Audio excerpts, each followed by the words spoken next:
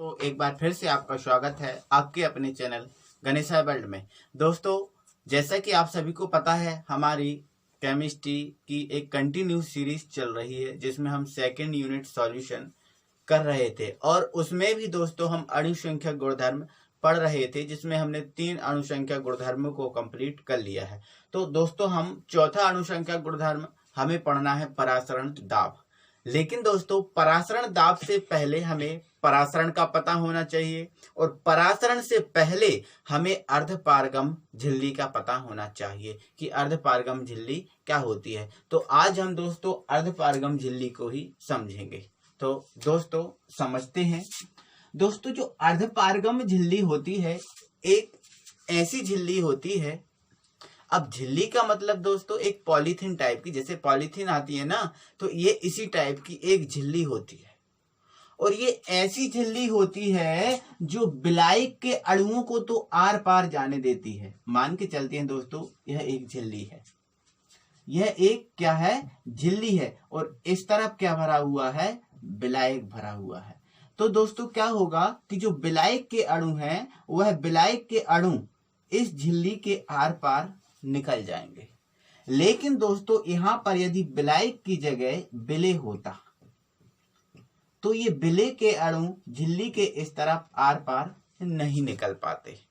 तो क्यों नहीं निकल पाते, इसका कारण ये है दोस्तों कि जो विलेय के अणु होते हैं इनके अणुओं का आकार बड़ा होता है और जो विलायक के अणु होते हैं उनके अणुओं का आकार छोटा होता है। अब इनके अणुओं का आकार छोटा होता है तो ये आर पार निकल जाते हैं, लेकिन इनके अणुओं का आकार बड़ा होता है जिसके कारण ये आर पार इसके नहीं निकल पाते।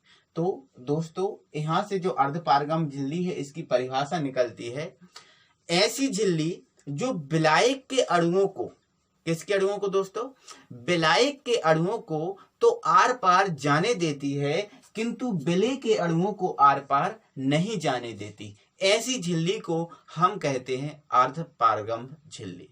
दोस्तों जो अर्धपारगम झिल्ली होती है वह 2 प्रकार की होती है।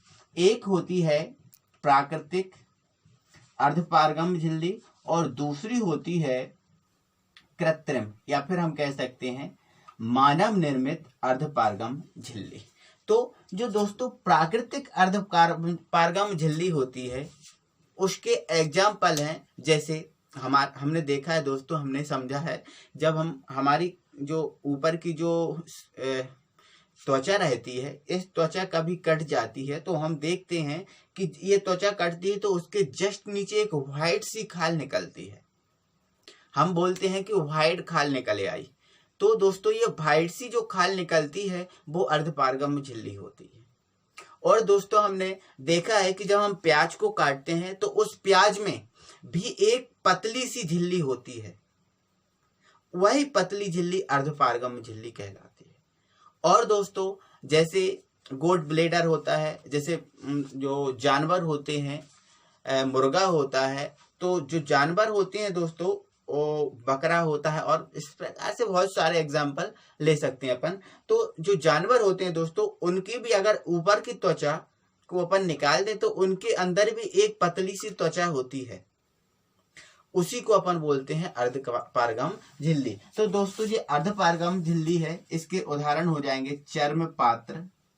चर्म पात्र, अब ये चर्म पात्र मतलब दोस्तों ये हमारी त्वचा के अंदर एक व्हाइट वाली जो खाल रहती है, त्वचा रहती है, उस त्वचा को हम बोलते हैं चर्म पात्र। इसके बाद गोट ब्लेडर। अब गोट ब्लेडर जो बकरियां होती हैं या फिर जो जानवर होते हैं उनके अंदर वाली जो एक त्वचा होती है व्हाइट वाली, उसको हम बोलते हैं गोट ब्लेडर। अब इसी प्रकार दोस्तों कृत्रिम झिल्ली होती है। तो कृत्रिम झिल्ली के जो एग्जाम्पल हैं वो है copper ferrocyanide, copper ferrocyanide, cyanide. दोस्तों इस कॉपर फेरोसाइनाइड का जो फॉर्मूला होता है वो फॉर्मूला है CuFe,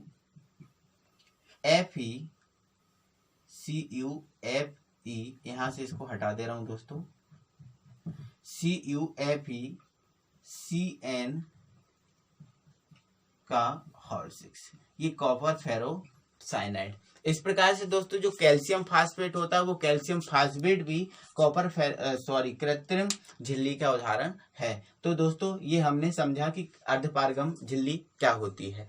तो जो दोस्तों अर्धपारगम झिल्ली क्या होती है, ऐसी झिल्ली होती है जो विलायक के अणुओं को तो आर पार जाने देती है किंतु विलेय के अणुओं को आर पार जाने नहीं देती है। इस प्रकार की झिल्ली को हम बोलते हैं अर्धपारगम झिल्ली। तो आइए दोस्तों एक बार हम इसकी परिभाषा को देख लेते हैं। तो जो मैंने समझाया वही परिभाषा है, तो इसको हम एक बार देख लेते हैं। तो इसकी थ्योरी है, ऐसी झिल्ली जो विलायक के अणुओं को तो आर पार जाने देती है किंतु विलेय के अणुओं को आर पार नहीं जाने देती, ऐसी झिल्ली को हम अर्धपारगम झिल्ली कहते हैं। तो जो बताया मैंने वही यहाँ पर लिखा है।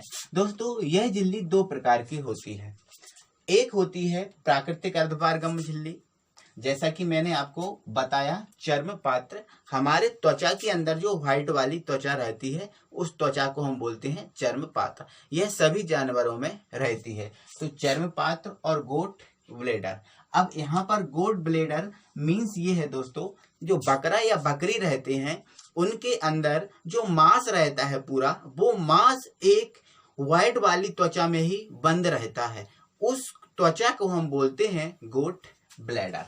तो यहाँ से ये इस प्रकार से जो प्याज है, प्याज में भी एक ये पतली सी पन्नी निकलती है, झिल्ली निकलती है, उसे हम बोलते हैं चर्मपात, उसे बोलते हैं अर्धपारगम झिल्ली। तो इस प्रकार से प्राकृतिक अर्धपारगम झिल्ली के और भी बहुत सारे एग्जाम्पल आप बना सकते हो, लिख सकते हो। दूसरा है हमारा कृत्रिम अर्धपारगम झिल्ली, जिसका एग्जाम्पल दोस्तों कॉपर फेरोसाइनाइड CuFeCN का Hal6। दूसरा है कैल्शियम फास्फेट Ca3PO4 का हल ट्वाइस। तो इस प्रकार से दोस्तों ये अभी तक कृत्रिम अर्धपारगम झिल्ली मोस्टली दो ही खोजी गई हैं। अगर और आगे खोजी जाएंगी तो उनको हम आगे बता देंगे। तो अभी तक दो ही खोजी गई थी, तो लगभग हमने उनको राइट कर लिया। तो आई होप दोस्तों कि आपको अर्धपारगम झिल्ली पूरा बहुत अच्छे से समझ में आया होगा। दोस्तों अब आज की वीडियो में हम बस इतना ही रखेंगे, अगली वीडियो के साथ फिर मिलेंगे। तब तक के लिए थैंक यू वेरी मच।